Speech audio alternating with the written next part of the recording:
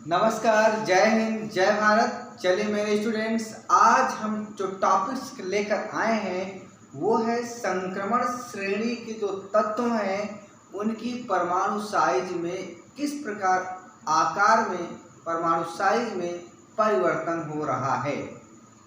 अभी तक हमने आपको 3D, 4D और 5D श्रेणी के जो संक्रमण तत्व हैं उनका आवर्त में, पीरियड में अर्थात आवर्त सारणी में बाएं से दाएं, इधर से इधर चलने में क्या परिवर्तन हुआ था ये बताए थे, किस प्रकार घट बढ़ रहा था ये बताए थे।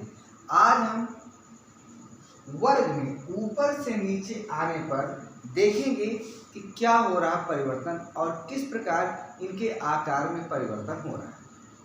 तो बिना देरी की आइए सब लोग चलते हैं अपने टॉपिक्स पर।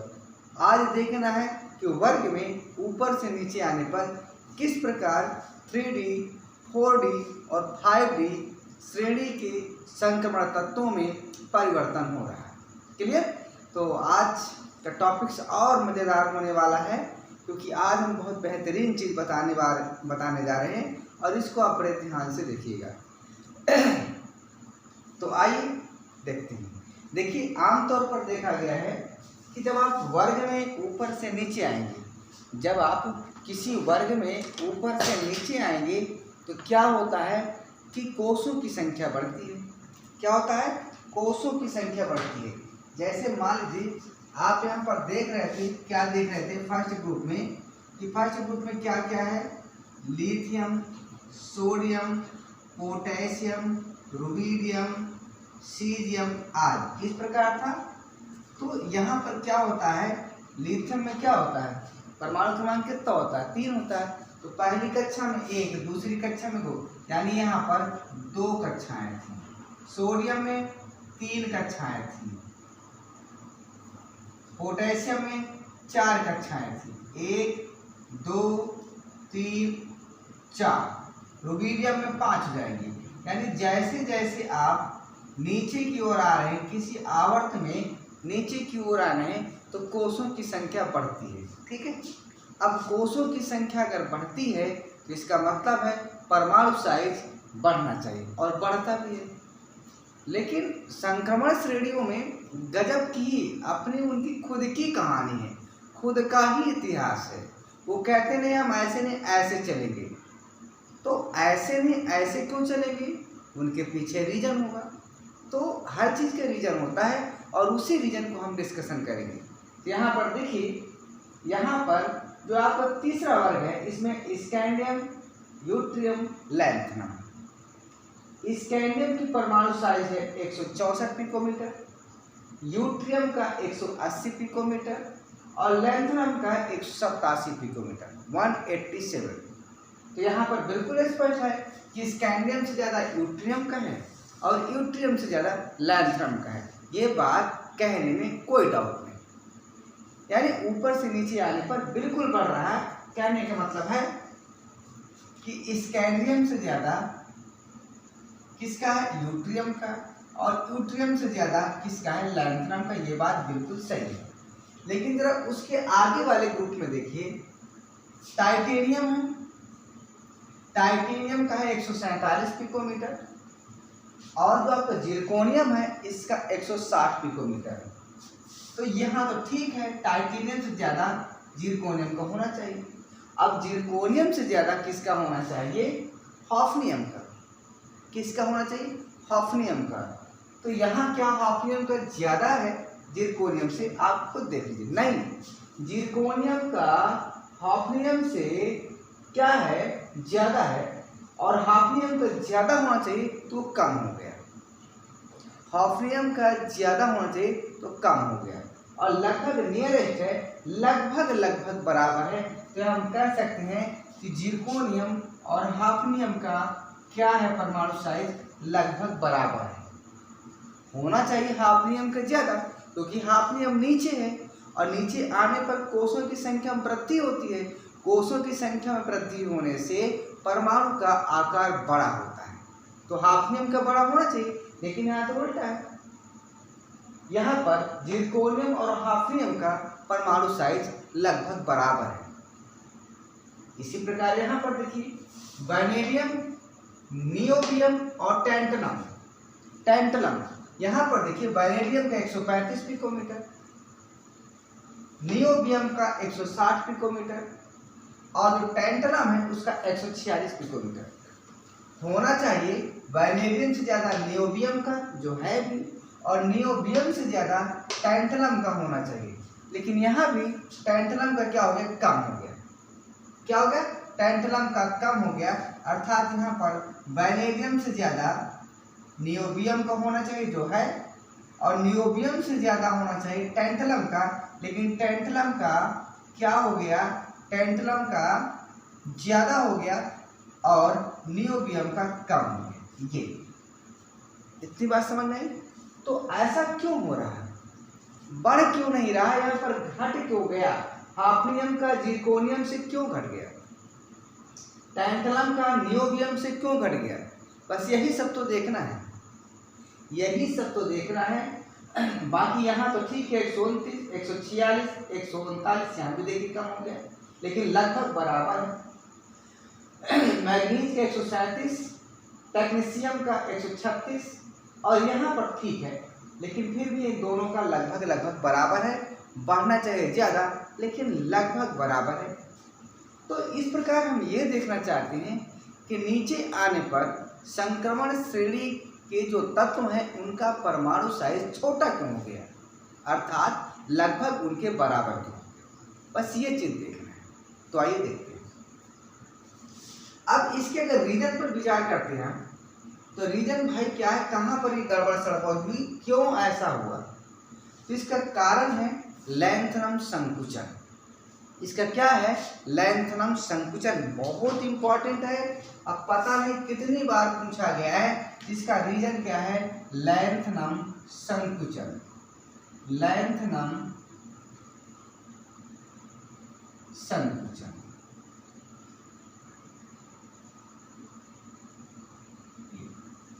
क्लियर। अब लैंथनम संकुचन क्या है, अगर इसकी परिभाषा लिखें तो परिभाषा लिख लीजिए। तो क्या मैं परिभाषा लिखूं, चलिए ठीक है लिख देते हैं। परिभाषा की क्या दिक्कत है, किसी तत्व के परमाणुओं का, किसी तत्व के परमाणुओं का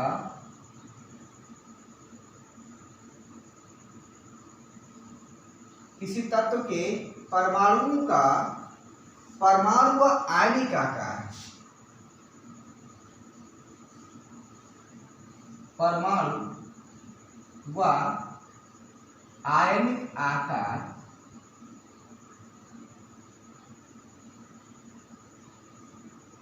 किसी तत्व के, 1 मिनट, थोड़ी लाइट चली गई है, बस सिर्फ 1 मिनट। लाइट क्या इसी समय जाना था।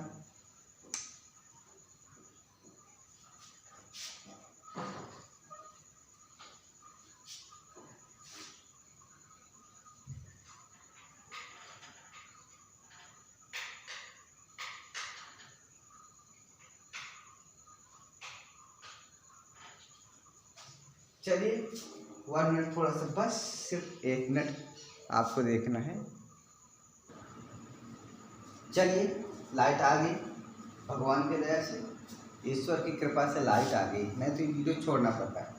चलिए तो हम ये लैंथनम संकुचन दिखा रहे थे, उसकी परिभाषा क्या है, किसी तत्व के परमाणुओं का परमाणु व आयनिक आकार, परमाणु व आयनिक आकार क्या है जी, किसी तत्व के परमाणुओं का परमाणु व आणविक आकार परमाणु संख्या में वृद्धि के साथ घटना लैंथेनाइट संकुचन कहलाता है।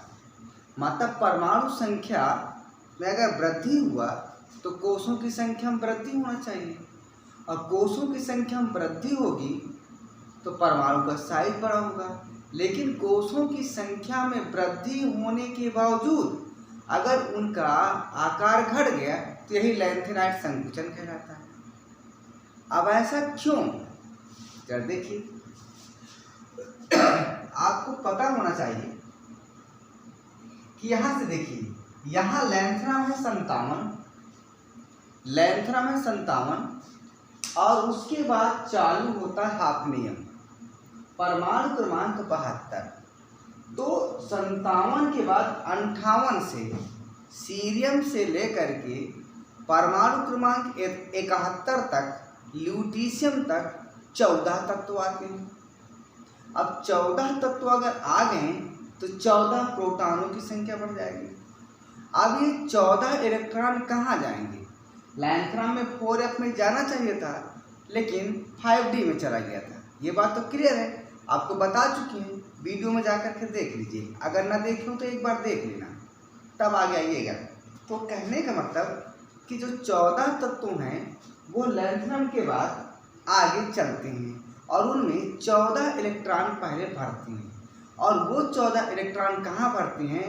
यफ उपकोष में भरते हैं, ठीक है, यफ उपकोष में। और किसमें? 4f उपकोष में। किसमें? 4f उपकोष में भरते हैं। अब एक बात आप जान लीजिए, जो आपका उपकोष होते हैं वो 4 प्रकार के होते हैं। यस उपकोष, पी उपकोष, डी उपकोष, यफ उपकोष। जो यफ उपकोष होता है उसकी आकृति गोलाकार होता है। पी उपकोष की क्या होती है? डंबलाकार। डी उपकोष की आकृति क्या होती है? द्विडंबलाकार। और जो यफ उपकोष होता है ये बहुत जटिल होता है ना, ऐसे ऐसे ऐसे ऐसे पड़ा रहता है, ठीक है, पता नहीं कहाँ कहाँ से रहता है, ऐसे ऐसे।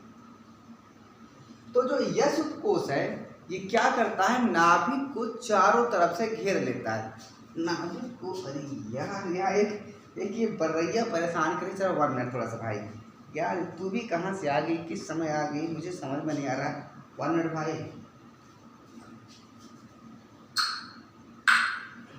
ठीक है।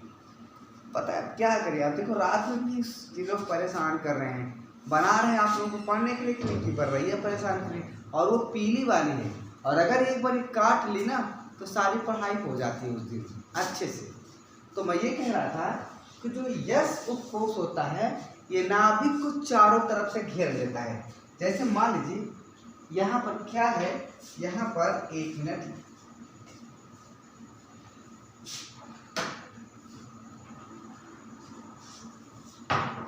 इसको लिख लिए। चलिए, अगर ना लिख पाए हो तो वीडियो को बैक करके देख लीजिएगा। चलिए, जैसे यहाँ पर कोई नाभिक है ये, तो इस नाभिक को जो यफ उपकोष होता है चारों तरफ से घेर रखता है। ऐसे जब चारों तरफ से घेर रखता है या किसी अन्य इलेक्ट्रॉन को अंदर नहीं आने देता है, यानी नाभिक के प्रभाव से अन्य इलेक्ट्रॉनों को ब्रेक लगा देता है। यानी सबसे ज्यादा शील्डिंग इफेक्ट कौन दर्शाता है? यस उपकोष में इलेक्ट्रॉन। क्लियर? उसके बाद जो पी उपकोष है, जैसे मान लीजिए यहाँ पर आपका नाभिक है तो ये क्या करेंगे, इस प्रकार ये दर्शाता है, घेरे रहता है। तो नाभिक यहाँ तो ठीक है, लेकिन यहाँ से अन्य इलेक्ट्रॉनों को, जैसे मान लीजिए यहाँ पर इलेक्ट्रॉन घूम रहे हैं तो यहाँ से खींच सकता है। तो इसके बाद इसका प्रभाव होता है, लेकिन यस उपकोष की अपेक्षा यफ उपकोष का शील्डिंग इफेक्ट कम होता है, परिरक्षण प्रभाव कम होता है। फिर उसके बाद डी उपकोष होता है। डी उपकोष में उपस्थित इलेक्ट्रॉनों का जो परिरक्षण प्रभाव होता है वो और कम होता है। और सबसे घटिया शील्डिंग इफेक्ट किसका होता है? परिरक्षण प्रभाव किसका होता है? सिग्मा किसका सबसे घटिया होता है, दुर्बल होता है? यफ उपकोष का। बात समझ आई? अर्थात सबसे ज्यादा हुआ किसका? यस उपकोष का, उसके बाद पी उपकोष का, और उसके बाद से डी उपकोष का, और सबसे लास्ट में यफ उपकोष का सिग्मा इफेक्ट, मतलब शील्डिंग इफेक्ट या स्क्रीनिंग इफेक्ट होता है। और ये 14 तत्व जो लैंथनम के बाद 58 से 58, 59, 60, 61, 62, 63, 64, 65, 66, 67, 68, 69, 70, 71, यानी जो 14 तत्व हैं ये कहाँ जाएंगे? 14 तत्वों के जो इलेक्ट्रॉन हैं वो किस में जाएंगे? 4f में जाएंगे। किस में जाएंगे? 4f में।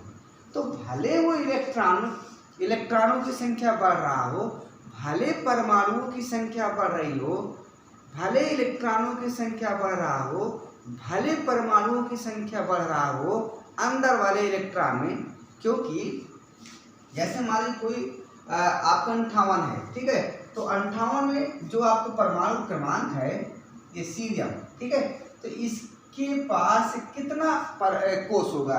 तो इसके पास होगा भाई 6, number 1, number 2, number 3, number 4, number 5, number 6, ठीक है। तो बाहर तो क्या होगा? 2 इलेक्ट्रॉन होगा, लेकिन अंदर वाली जो कोष है उसके यफ उपकोष में 14 इलेक्ट्रॉन बढ़ रहे हैं। बात समझ में आ गई? अब 14 इलेक्ट्रॉन अगर बढ़ रहे हैं तो जरा 1 मिनट आप बस यहाँ देखिए, मैं एक नाभिक बनाकर आपको दर्शाए दे रहा हूँ। बस आपको इतना ध्यान रखना है यहाँ पर कि 14 इलेक्ट्रॉन बढ़ रहे हैं, लेकिन वो अंदर वाले, सबसे बाहर से अंदर वाला जो कोष है उसके यफ उपकोष में प्रवेश करते हैं।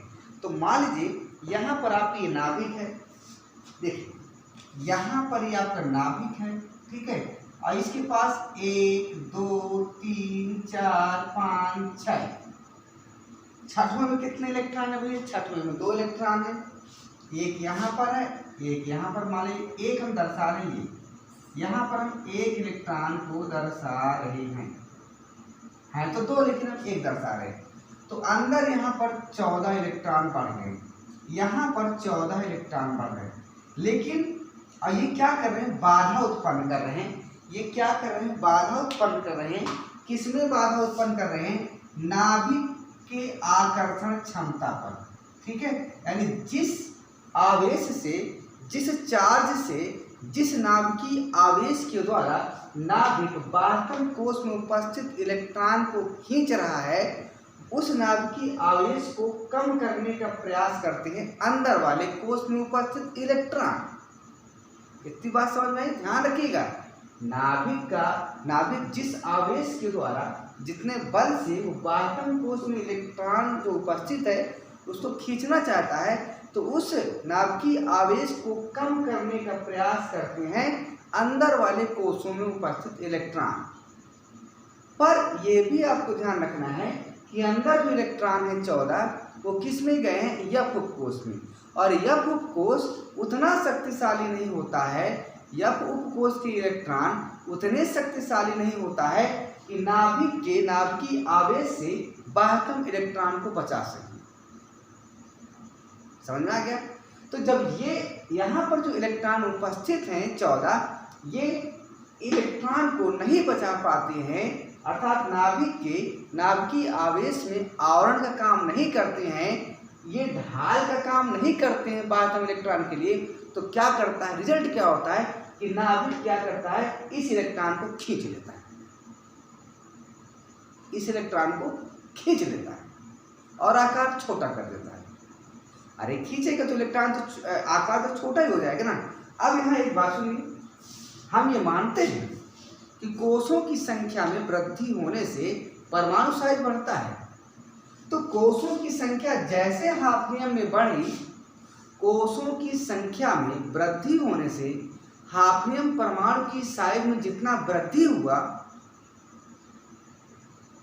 उतना ही नाभिक इलेक्ट्रॉन को खींचकर कम कर दिया। सुनिए फिर से, ना कोषों की संख्या में वृद्धि होने से भाई ऊपर से आएंगे जिरकोनियम से नीचे हाफनियम, तो हाफनियम में कोषों की संख्या में तो वृद्धि हो गई। अब कोषों की संख्या में वृद्धि होने से परमाणु का साइज बढ़ा, तो जितना परमाणु का साइज बढ़ा उतना ही लगभग ये नाभिक बाह्यतम इलेक्ट्रॉन को खींचकर कम कर लिया, क्योंकि 4f में उपस्थित इलेक्ट्रॉनों का शील्डिंग इफेक्ट कम होता है, परिरक्षण प्रभाव कम होता है, तो जितना बढ़ा उतना ही नाभिक ने बल लगाकर खींच लिया। रिजल्ट क्या निकला कि जिरकोनियम और हाफनियम का परमाणु साइज लगभग बराबर हो गया। तो इसको ध्यान रखिएगा, इसी कहते हैं लैंथेनाइड संकुचन। सिमिलरली इसी प्रकार यहाँ भी है टैंटलम और नियोबियम के केस में। तो ध्यान रखिएगा, नियोबियम टैंटलम से ज़्यादा परमाणु आकार क्यों रखता है? लैंथेनाइट संकुचन। यहाँ पर जिरकोनियम का परमाणु साइज हाफनियम से ज़्यादा क्यों होता है? लैंथेनाइट संकुचन। बस यही तक आपको बताना था कि लैंथेनाइट संकुचन क्या होता है। अगर वीडियो अच्छा लगा हो तो लाइक जरूर करिए, सब्सक्राइब जरूर कीजिए, ठीक है। तब कल वीडियो के लिए रेडी रहिएगा। हम कल बताएंगे आयनिक, ठीक है, मतलब आयनन प्रभाव इन पर किस प्रकार परिवर्तित हो रहा है। देखिए ये जो संक्रमण श्रेणी बहुत ही हार्ड चैप्टर होता है, इसलिए इसको हम स्टेप बाय स्टेप पढ़ा रहे हैं ताकि आपको कोई प्रॉब्लम ना हो। बस आपसे यही आशा है कि लाइक सब्सक्राइब शेयर जरूर करते रहिए।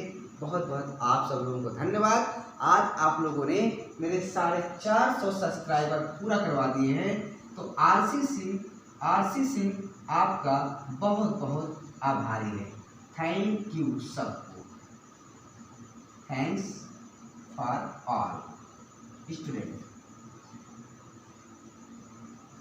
शुभ रात्रि।